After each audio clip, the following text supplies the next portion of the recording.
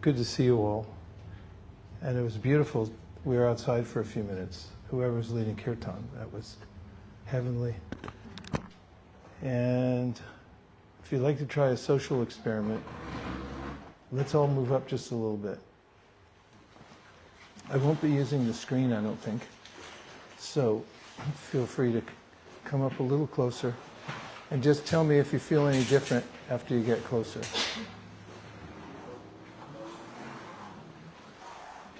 How do you feel now? Better. Same, better, worse?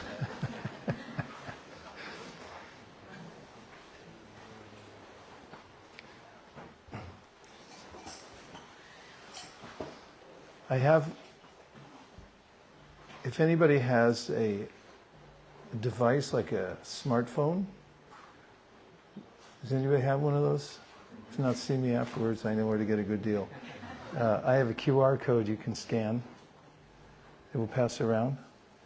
And it just gives you an outline for what I'm going to talk about tonight. In fact, I thought it would be nice if we have a little reciprocity, and once you open the outline using the QR code, then maybe we can go around and each one of you read one section and then we can discuss it. And tonight I'll be talking about the science of abundance. Oh, that sounds great, Vaisesika. As opposed to scarcity.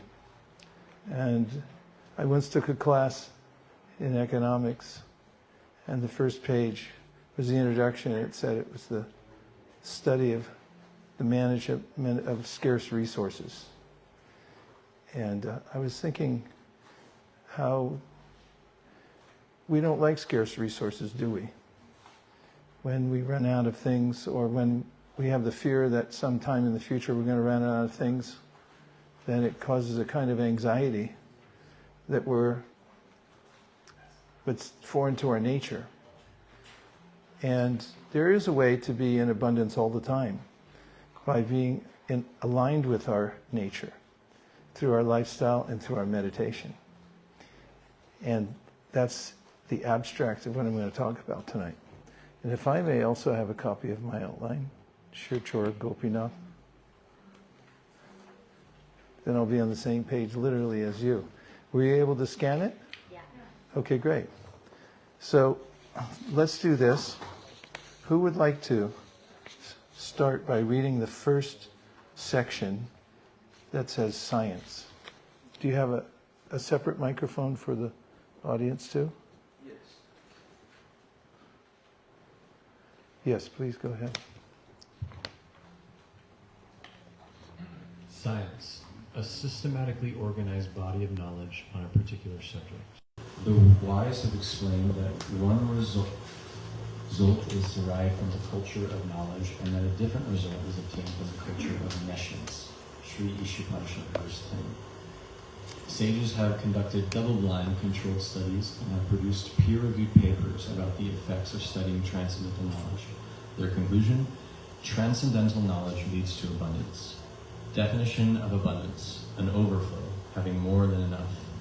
In that joyous state, one is situated in boundless transcendental happiness, realized through transcendental senses. Bhagavad Gītā 6.20 through 23. Thank you very much. So, ways to investigate the world and investigate ourselves. In fact, just yesterday I had a very pleasant and fruitful discussion with an astrophysicist who's been in the news a lot lately. His name is Avi Loeb. And he was talking about the ways of investigating the universe through empirical methods. But he also admitted that there's a need for humility because we're so tiny and our senses are so limited. So the great sages of India approach the investigation of themselves and the world through a system of knowledge that Krishna mentions in the Bhagavad Gītā that begins with humility and introspection. And it also depends on the what are called shastras, or axiomatic truths which are presented as a guide for us in this world. And they guide us in various ways that are universal. So people can experiment with the principles that they present and find consistent results in the practices. So here I've listed a verse from one of my favorite books called the Sri Upanishad. Has anybody heard of the Upanishads? I know I'm talking to an audience that has a lot of education in this, but I just thought thanks for playing along. Upanishad means to sit up close. That's why I asked you to move closer earlier. Shat means to sit, upa means closer. So the idea is when you want to find out the ultimate purpose of life, it's good to find the source of knowledge and then sit up close. And in the Sri Upanishad, there's a statement about knowledge that's transcendental. It leads us to an understanding of our self beyond the body. And there's another kind of investigation of the world, the empiric investigation, that doesn't go deeper than the physical elements of the world, because that's all we can see with our senses. And so what the sages talk about is these are two categories of investigation, and the results are very different.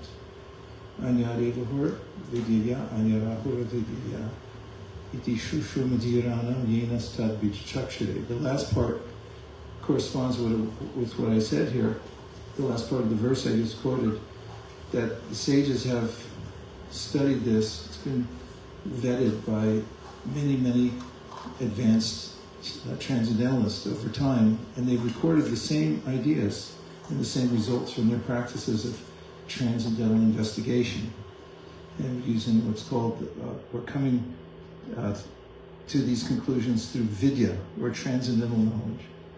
And they call the other avidya because it doesn't go past the ephemeral world, the elements of the material world. We can't see past that.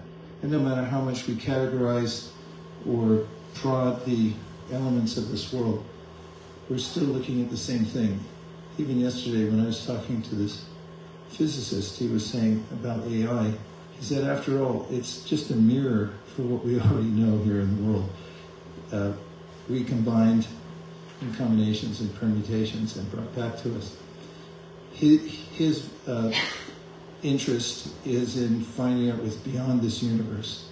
He's looking for, he started the Galileo project, which is pointing telescopes, huge ones, out into space, and also setting up ways to receive any radio messages that might come from other planets or civilizations. He's also looking for objects flying through space that are not from nature, or in other words, they've been worked on somewhere. But the point is, it's trying to go beyond. And the sages also are trying to go beyond, they just use a different method. And I include here an idea of what abundance feels like. It's from a long verse in the Bhagavad Gītā that talks about meditation. And in that statement about what it feels like to experience abundance, Krishna says the following: in that joyous state, one is situated in boundless transcendental happiness, realized through transcendental senses. So the idea of boundless transcendental happiness, does that appeal to anybody? Yes. Not very much. So, before I go on, and I'll just take briefly in case you have a question in any of these sections, and if you develop them as we go along, we'll do some at the end also. But do you have any reflection or question about what I've said so far? The premise. Yes? I appreciated you mentioning the scientific way that sages have practiced this and achieved the same results throughout history. That's reassuring. One question that I had was on the nature of abundance. This verse that you're referring to it seems that the abundance is something transcendental or metaphysical or beyond the senses, and it's easy for at least me to confuse. There should be some correlation between the external world, that there must be some external sign that I'm doing the right thing. So if you could illuminate that. Yeah, such an important point you're making. And the state that we're in is dependent on the level of our consciousness. In other words, we don't see the world the way it is, we see the world the way we are. Epictetus said that. And we might study together for a few minutes, or think about for a minute, people who have lots of stuff from the external world, and ask if they felt abundant in their lives. And there's plenty of anecdotal, maybe it's even beyond anecdotal, evidence of people who have lots of stuff, but then say, I don't feel abundant at all. In fact, I was just watching a documentary about our four friends, the Beatles. And they all talked about how they became so wealthy and famous. I mean, I can't think of anybody much more famous than that.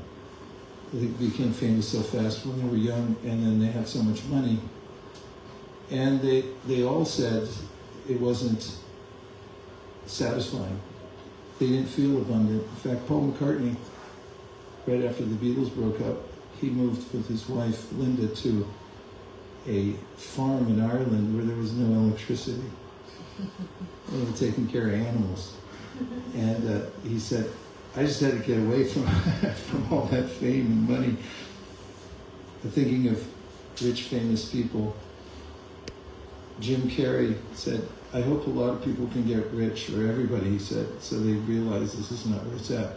So my point here is that abundance is a state of consciousness, but beyond that, those who are in harmony with the laws of nature have an abundance of health. They're balanced in the way they live, and they feel satisfied. But how we perceive the world, if we have gratitude for what we have, then there's a sense of satisfaction. And if we're spoiled and we don't have gratitude, it doesn't matter how many things you get, then you'll never feel abundant. So it is a matter of consciousness and how we're adjusted to the world, how we feel abundant. But there's more to it also. In the Bhagavad Gītā, there's a cycle that Krishna talks about, and how to be in harmony with the laws of nature. And that, summarized, we could say, is the more you give, the more you grow. It's counterintuitive, because I think I need to grab as many of the resources as possible in the world in order to survive. Because I feel that at any moment I could lose my position here in the world. I'm actually faced with the prospect of non-existence. And so, in this cycle of giving, called yajna, there's a phenomenon where those who are able to give back, they also have more material facility. I have a friend from Singapore who visits Silicon Valley, where I live regularly. He has a group called the Artha Forum. And Artha in Sanskrit means wealth. So basically it's a spiritual group for rich people, and very rich people. And he's a very rich person too. He had great success. Kind of what I've noticed, the pattern for very, very rich people, entrepreneurial types. They start a business, the idea catches on, it gets a lot of value, and then they sell it. And they have lots and lots of money. So he preaches this gospel, so to speak, to rich people, and gives empirical evidence that people who start companies and then they say, I'm deciding to give away a certain percentage of what I make. And most people who do that, they figure out what his formula is, figure out how much you actually need in your life, and the rest of it plan to give away to the best cause you can find. And he points out that people who do that from the beginning they do way better materially, and they're more successful in their businesses. Points out companies also, like in India, there's Tata. They have a culture of giving away most of their, or a very high percentage of what they make to all kinds of causes. They've been around longer practically than anybody.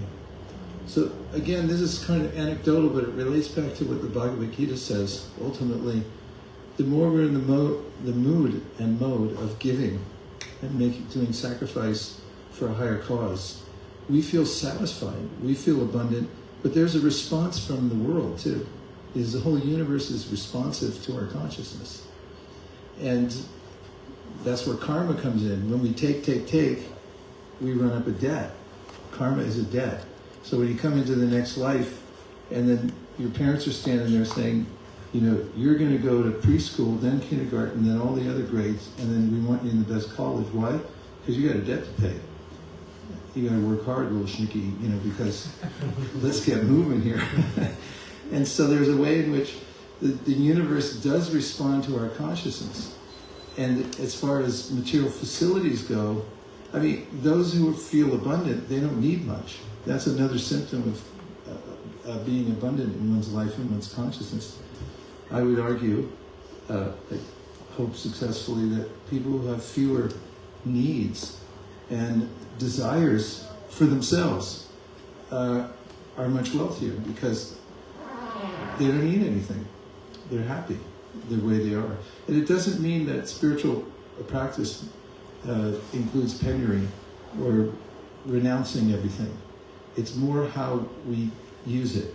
We see everything in the world, that is one who's spiritually advanced, not speaking for myself, one who is in that situation sees everything in the world as paraphernalia to be used in yajna or sacrifice to the Supreme. And that's what makes one abundant, both in consciousness and materially as well. There are laws in nature that respond to the way we interact with the world. Does that help? Yes, that helps. Thank you. Thank you. Okay, let's read the next section, starting with know the difference between reality and illusion. Can I have a volunteer? Yes.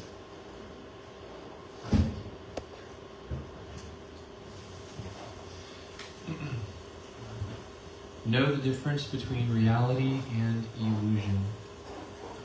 Those who are seers of the truth have concluded that of the non-existent, the material body, there is no endurance, and of the eternal, the soul, there is no change. This they have concluded by studying the nature of both. Bhagavad Gītā 2.16. Now this is part of what the sages call knowledge. True knowledge, as Krishna gives the definition in the Bhagavad Gītā, is to know that I have a body, and he calls it a field of activity, and I'm the knower of the field. True knowledge means not to make the mistake of thinking I am the field, but I'm inhabiting the field, I'm interacting with the world through this field. And Bhagavad Gītā, and I'll just stick with Bhagavad Gītā. Bhagavad Gītā focuses on the energies of the world and gives an outline of what the categories of energy are. And this verse is one of the types of verses that run throughout the Bhagavad Gītā, in which Krishna advocates for knowing your energies. So, to be very succinct, some energies are low and some are high. It's not they're all the same. And there's an example in the Bhagavad Gītā. Krishna gives a catalog of the lower energies. His Bhumir, Apo, Analo, Vayu, Kamano, Udir, Eva, Cha, Ankara, Ityame, Vidna, Prakritir, Ashtada. Earth, water, fire, air, ether, mind, intelligence, and false ego. These are the 8 gross and subtle material energies, and he calls these lower energies because in the next breath he says there's a higher energy, and that higher energy is categorically different from those energies you just mentioned. Even mind and intelligence, which are extremely subtle. We can't even see them, we just know they're there because of the way we interact with the world and with others. But we are But there's an energy that's more subtle than that. In fact, it's categorically different, and that's consciousness. So this is something that is not well known in modern scientific circles, is what Krishna talks about in the Bhagavad Gītā as these two distinct kinds of energies. Consciousness can't be studied in the same way that we study the lower energy of matter. The hallmark of those is the controlled experiment. You can't control consciousness in the same way. And so knowing the difference between these two, the lower and the higher energies, is foundational for coming into abundance. That's the point of this section. Does anybody have any questions or reflections? Yes, go ahead. I'm just thinking, but I'm still... I know, I could tell, I could feel it from here. Okay, well, I guess I'd like a clarification on the further point. Is I just don't want to... I want to make sure I'm not deluding myself.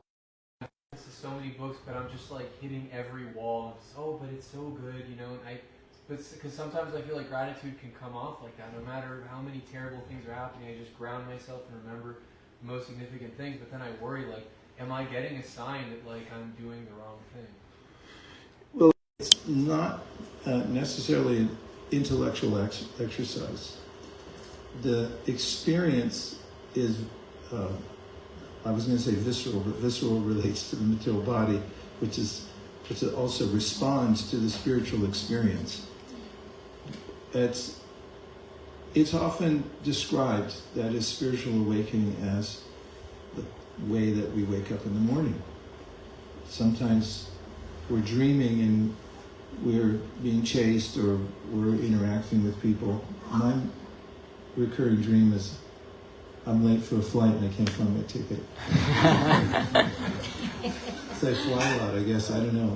I was thinking of finding a Jungian psychologist somewhere, trying to interpret that. In any case, the awakening is described in many places as not an intellectual experience. It's like when the sun comes up in the morning, then you see everything clearly. And it's not that you'll be left wondering. And the kind of gratitude that we feel for our life and for the connection with the source of all life, Krishna, that's very real. And so meditation is not something necessarily instant. Of course, any of it could happen in an instant because we're not as tethered to the material world as we think. In other words, we don't belong here, and we never actually mix with the material world.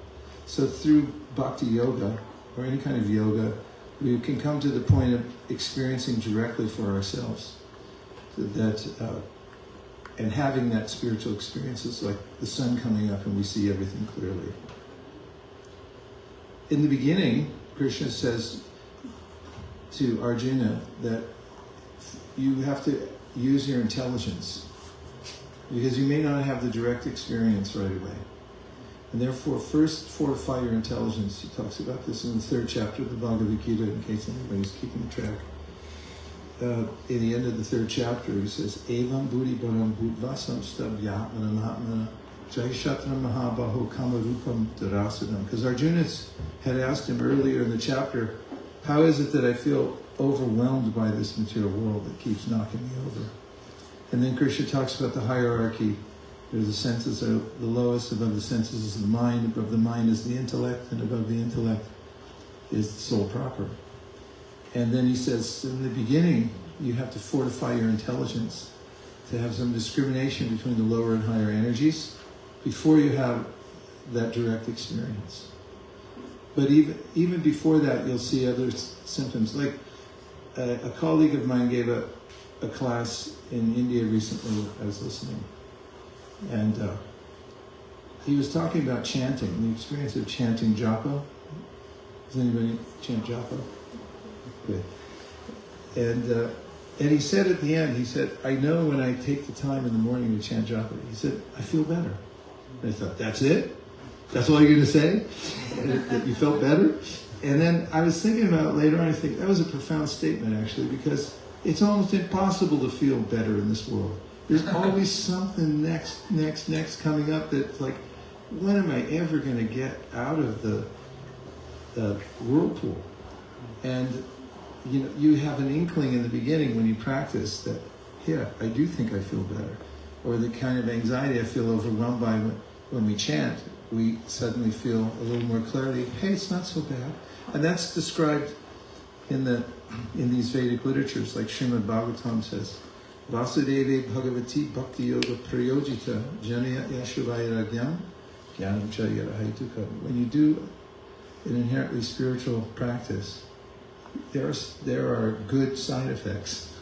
And they are that you feel a little detached from some of the anxieties that were holding you down. And you also get a glimpse that, hey, wait a minute, I'm not really this body. It may not be an overwhelming feeling of gratitude that you're talking about, but that comes. Increments. Okay, I'm just moving a little quickly because it's short talk tonight.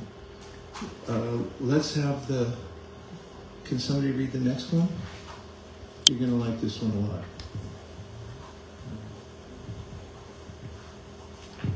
Is it Know the Difference? Hey, Kurt. How's it going?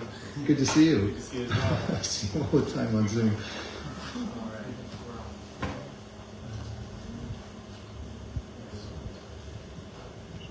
We're on yeah. Know the difference between Shreyas from Prayas. Shreyas and Prayas. So we could have put it. Couldn't we have afforded an H to put it in? You said it on my How cheap are we? We were trying to save on you. Know the difference between Shreyas. Shreyas from Prayas. Shreyas, abundance. Prayas, temporary gratification, leads to scarcity. Yeah. So there, these two terms, and it seems like a simple concept, but it's really important because at every moment we're making choices in life, and we have to make decisions. So one of the ways of bhakti is to use your discrimination side after studying the different energies, where you're going to invest your energy in this world. And there's a profound difference, because if you invest in activities that are permanently beneficial for you, like you practice mantra meditation, which may not be the same as running out and earning, $20 an hour mowing somebody's lawn or something like that. Once you understand, there's places where I get an eternal good, and other places where there's a temporary return, but especially here it's mentioned, just trying to enjoy in the moment and not caring about the future. So this goes to this study of the different energies and where to place one's attention. Just on a side note, because it came into my mind, there's a section in the Srimad Bhagavatam and also in the Yoga Sutras. Anybody familiar with either of those two books? Or any of you familiar with both of them? That's pretty good. In both of them, there's sections which seem incredible to the modern, incredible which would make people incredulous when they read them, about mystic powers of yogis. And in the Srimad Bhagavatam, Krishna talks about it to his dear friend Uddhava. And you'll find a whole section of it in the Yoga Sutra. It's like mystic powers, yeah, come on. That was from the old days. Well, there are yogis who you can lock in boxes and leave them there for a week underground and they'll come out, they're fine. And they've done other things in the past. But in these books they talk about how these yogis attain supernatural powers, apparent supernatural powers. And it's through their meditation on a particular element in the world. They absorb their mind in it so deeply that they start taking on the qualities of that particular element. And then it develops a kind of a superpower in them. And in that section, Krishna talks about how Well, he gives basic advice, and I'm truncating this, but he says, don't waste your time on meditating on anything in this world that's not prayas. And so it's important to know the energies. If you get something seemingly fantastical out of the material world and it's temporary, it's not worth anything. So that's prayas. And I remember the two, but you fall prey to something inferior. And shreyas means for ultimate good. And could even say eternal good. It carries on forever. So those are important designations. Okay, moving along with the thought process. Right. Yes. I was wondering, I just have to do with abundance in the giving, you know. I was reading about John D. Rockefeller, and he was, the world's richest man for a long time, and he had cancer later in his life, and decided to start giving away all his money. And lo and behold, that giving ended up curing his cancer, and he had a whole second active life. And he lived till he was 95. But then earlier in his life, there's a book called 38 Letters from Rockefeller to his son, and he's telling his son about why he doesn't give poor people money or alms to deal with their personal problems, because he says to give alms to poor people be to deprive them of their dignity, and to deprive them of their dignity is to rob them of their destiny. And I was wondering about what you thought about the relationship, because both viewpoints are right. It's great to help people, but at the same time, you need to stand on their own 2 feet. And I was wondering about so we're talking about temporary and permanent. I feel like there's a big gray area between, it's me and my own soul and my material nature versus you and your soul and your material nature, and then our relationship between where they can join, And I was just wondering what you thought about that. This is an important point you're making. It's the subject that we're speaking about, so it's well in line, shreyas and prayas. It goes to how to do the greatest good, not just for yourself, but for everybody else. As a matter of fact, there was a seminar held on this 5,000 years ago in a forest called Naimiṣāraṇya. That was their question. The sages all got together and they said, how can we do the greatest good for all living beings, not just animals, but for plants and snails, who are vegans, by the way, and how to do that was what they were talking about. So they came up with a formula. And it follows exactly what we're talking about here. And that is that when you're able to move your attention from the lower energy into the higher energy, and I'm going to get into more detail about the variety within the higher energy, one of the points is there's a way, we have free will. Our main free will is where we're going to place our attention. And when you teach people how to extricate themselves from the lower energies, from the grip that the lower energy has on us through karma, by changing their focus, that's how you do the greatest good for people. Because if you just feed people or give them money and their focus is down here, they're just going to throw it down a hole. That's proven empirically also. I read, and I also heard the extensive commentary given by a gentleman who studied people who won the lottery, and almost without exception, there was 1 or 2 outliers, but almost everybody who won huge amounts of money ended up really messed up, and they lost all their money too, because their gaze is down here. He talked about, and I could go into it because I don't have much time, it's just really funny. So the point is, it's not funny, it's pathetic actually. It's sad, because if you misplace your giving and you give to somebody who's not able to utilize it properly, it crushes them.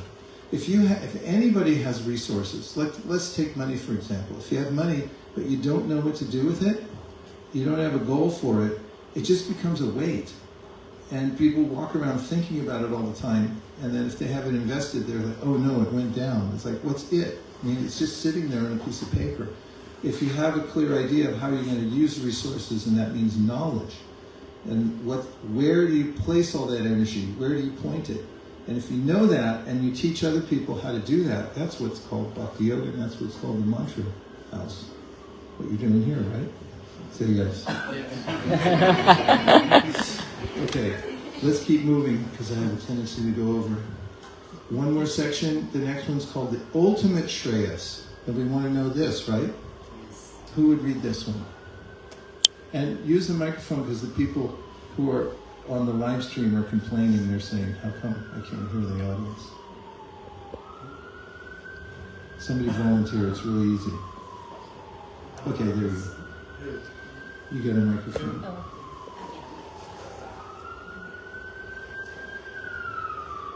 The ultimate Shreyas, Dhimahi. Definition of Dhimahi. I do meditate upon. 3 objects of meditation. Brahman, the impersonal, all-pervading spiritual substance. Paramatma, the indwelling supersoul. Bhagavan, the supreme personality of Godhead, the source of Brahman and Paramatma.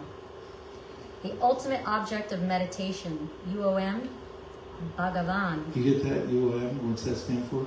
Ultimate object of Can't do it in the quiz. Names, Krishna, Hari, Rama. Qualities, unlimited and charming. Forms, multifarious and beautiful. Activities, fascinating. Okay, so here we have the thank you very much. Well done. We have this Dhimahi. Di, a Sanskrit word, obviously. Di means to absorb your consciousness somewhere. So we all absorb our consciousness one place or another. And that's the nature of our consciousness. It's always conscious.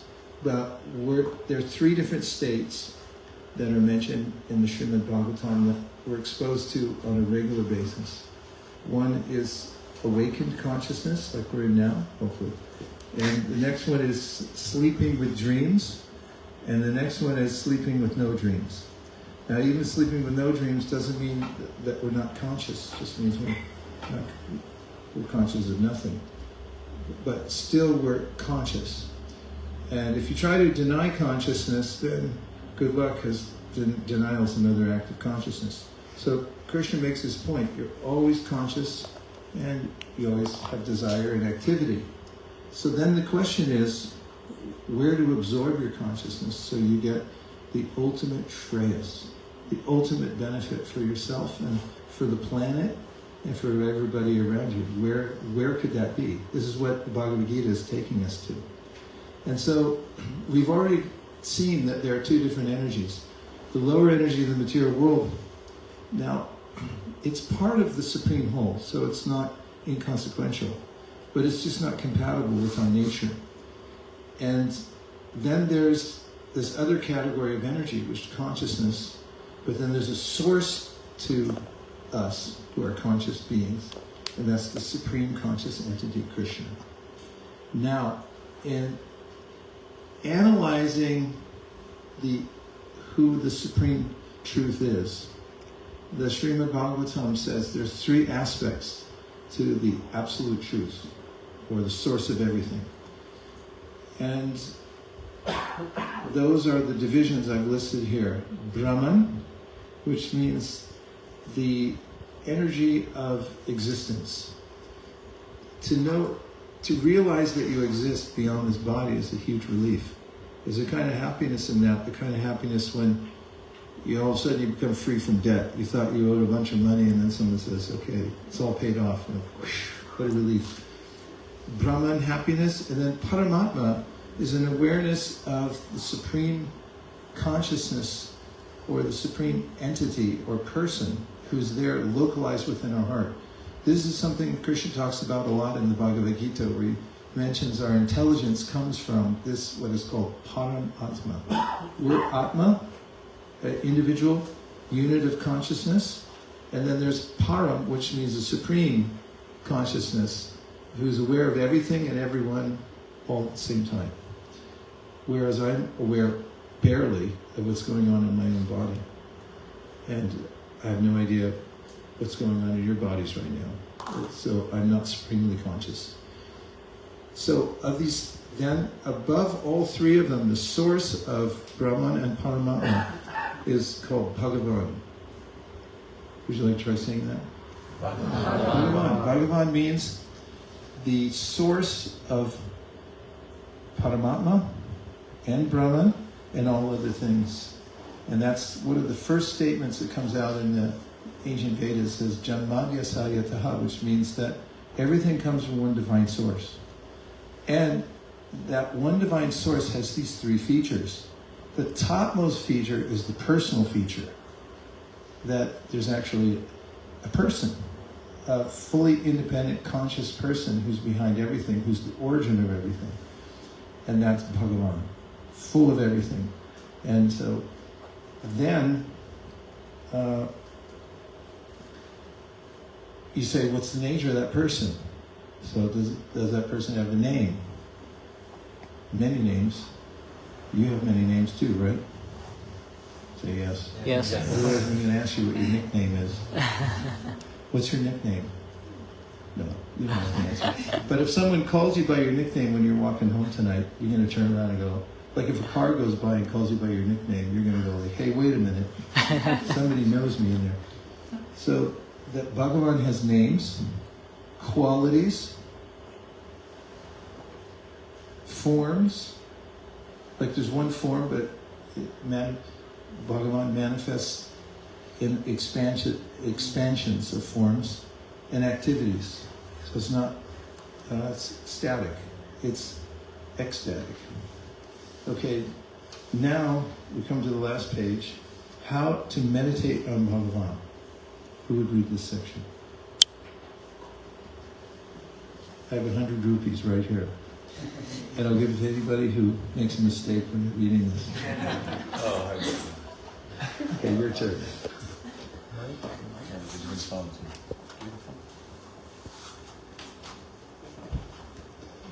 Now this is the practical part, because this is how you can actually take advantage of this knowledge, by meditating on Bhagavan. Very, very practical. It's not something you're not going to have to move to the Himalaya or anything like that. You're going to like this. Okay, go ahead. How to meditate on Bhagavan. Learn the science of sound. Sound can be perfective or defective. The Maha Mantra is perfective sound. Now let me stop you right there. That's actually a word. I discovered it when I was writing something about this topic, especially mantra meditation.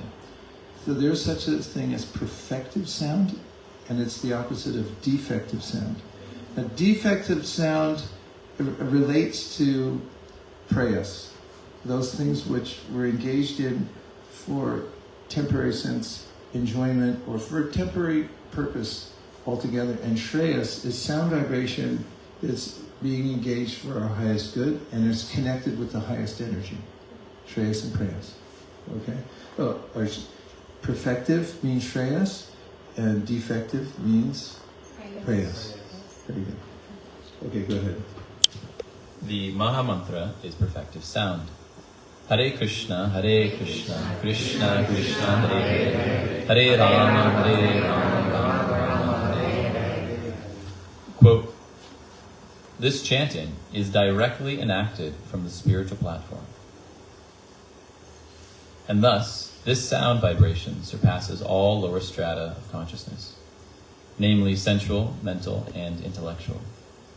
This chanting is exactly like the genuine cry of a child for its mother's presence. Therefore, this chanting is not an artificial imposition on the mind. A.C. Bhaktivedanta Swami Prabhupada, Preface to Srimad Bhagavatam. Chanting the Maha Mantra reveals Krishna's qualities, form, activities. Quote, but those who always worship... Now, let me just stop there. Come together by the sound you make and talking about it. I considered during the pandemic, people couldn't go out and touch anything, but they sit on Zoom calls and they just talk about it and things manifested and came together by the power of the sound vibration. So this transition from Bhagavan, and then the form, qualities, and activities, they're all there within the sound itself. There's no difference. Now this is also a special feature of the sound that comes from the higher stratum beyond the material world, is that it is non-different from Krishna. So the name of Krishna and Krishna himself are the same. So when you chant the Hare Krishna mantra, you're directly in touch with the form.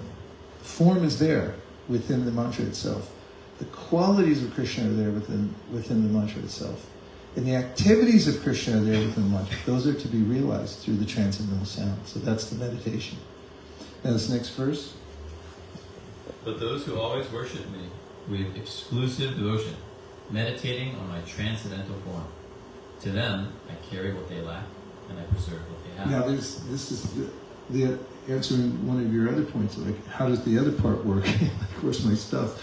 I mean, how does it all fit together?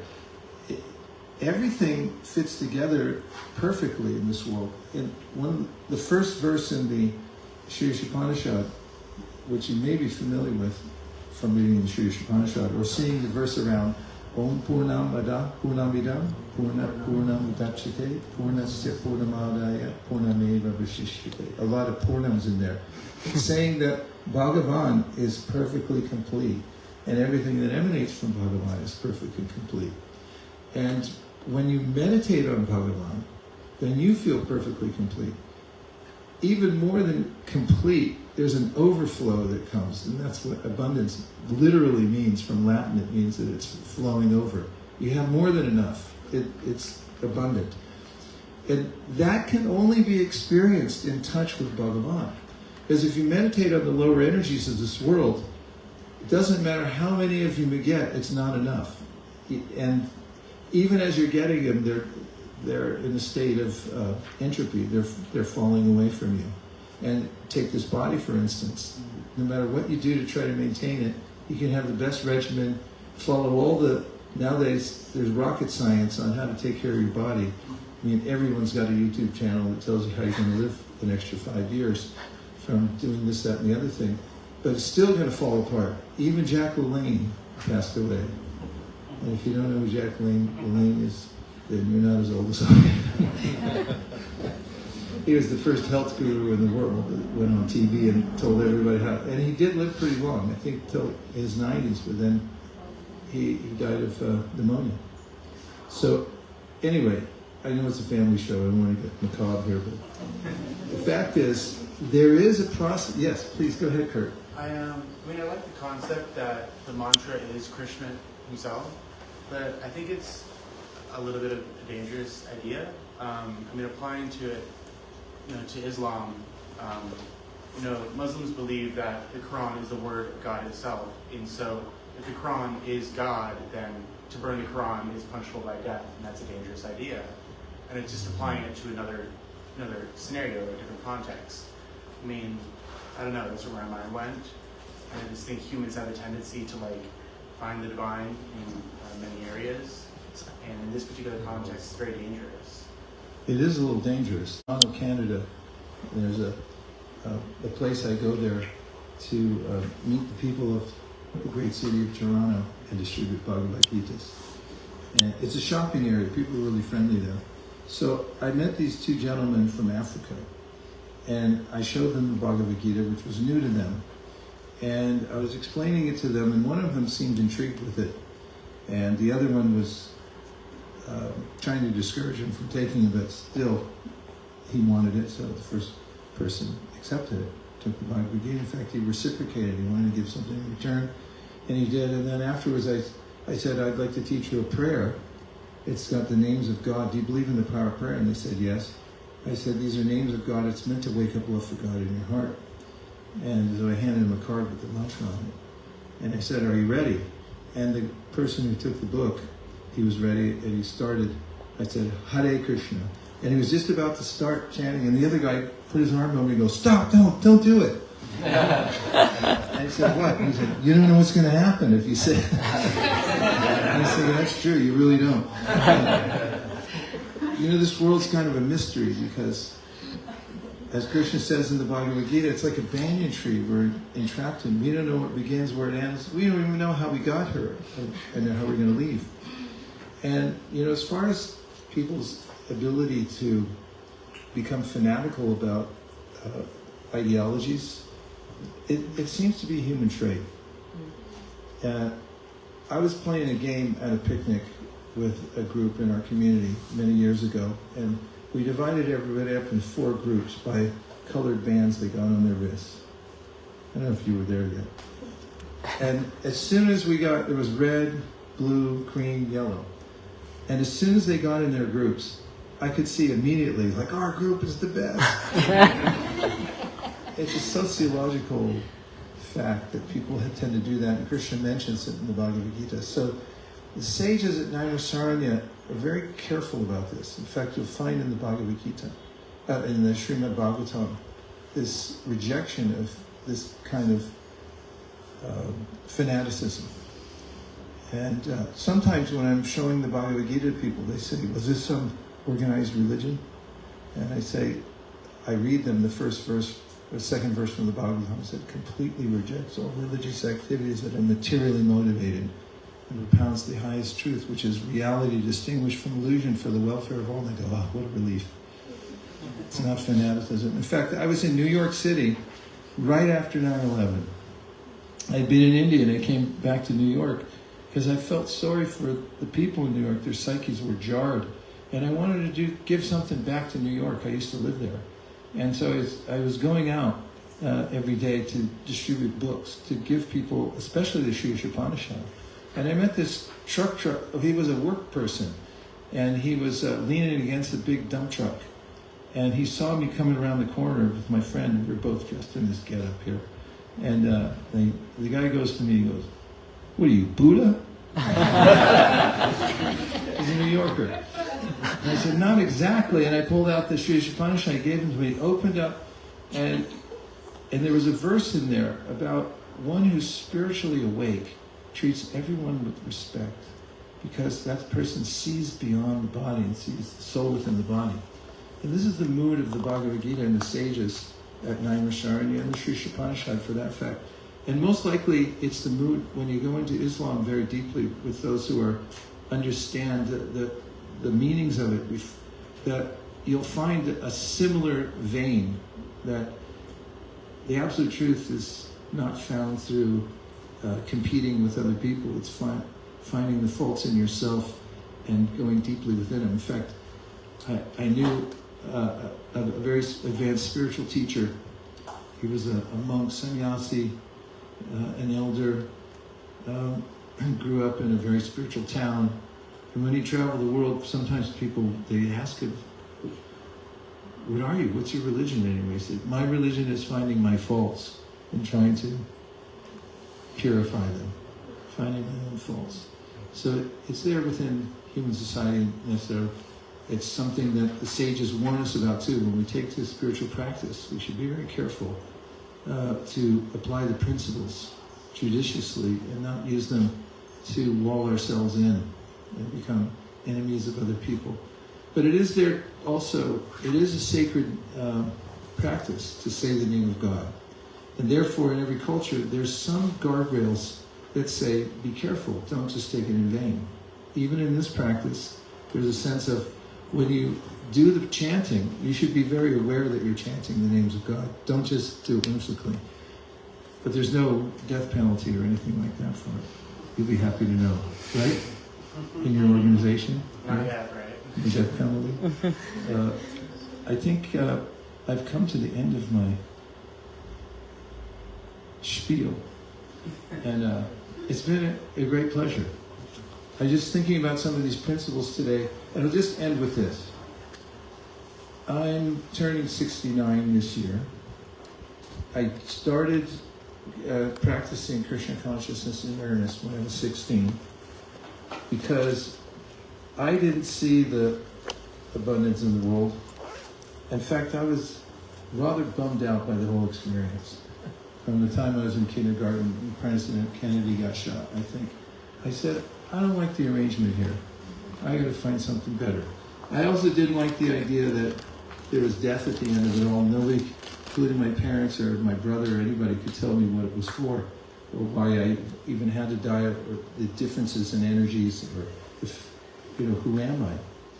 And I felt extremely satisfied coming into the practice of Krishna consciousness as a teenager, and it's practically all I've done all my life.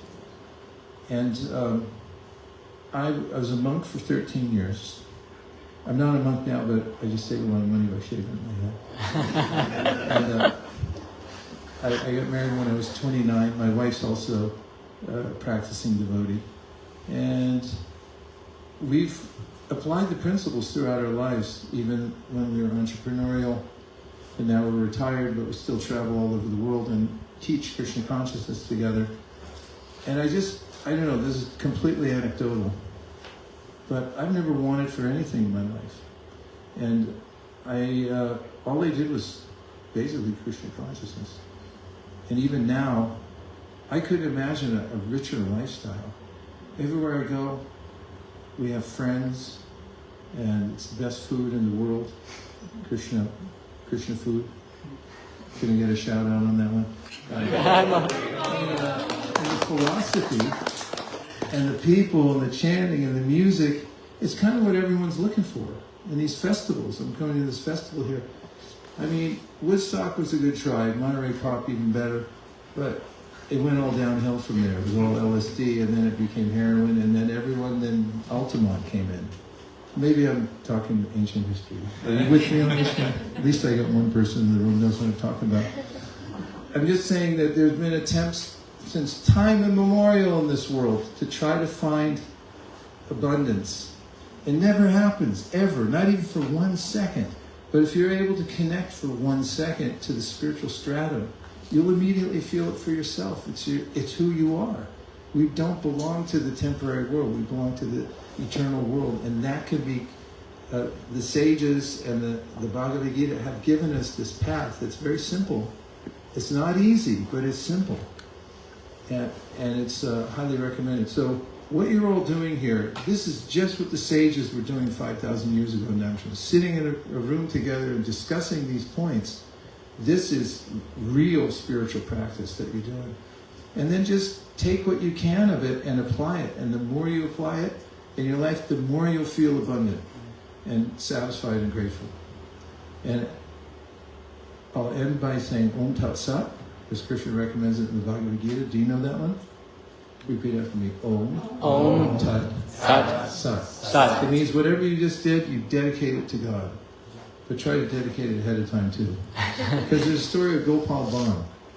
My spiritual master taught us this. He said, Gopal Bhatt was a rascal. And all his friends told him, listen, Gopal Bhatt, you never give anything to God. Why are you such a miser? So Gopal Bhatt was in his field and he was carrying a big basket of grains back to his house. And a big gust of wind came and it blew the grains way up in the air, scattering everything. Goes, I offer that to God. So Om Tat Sat doesn't mean that. It means from your heart. Dedicate whatever you're doing to the Supreme, and then intentionally keep your consciousness absorbed in Bhagavan through chanting the Maha Mantra, and every part of your life will feel complete, and abundance will be abundant. Thank you. Thank you very much.